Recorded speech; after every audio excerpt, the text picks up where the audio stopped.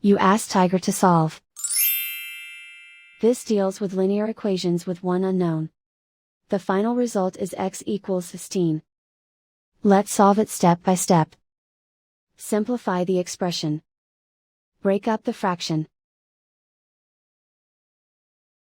Find the greatest common factor of the numerator and denominator.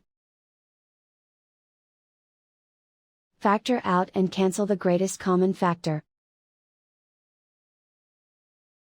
Group all constants on the right side of the equation. Add 5 to both sides. Simplify the arithmetic.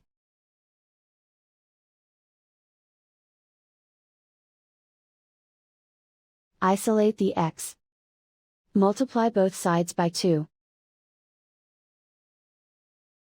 Group like terms. Multiply the coefficients. Simplify the fraction. Simplify the arithmetic.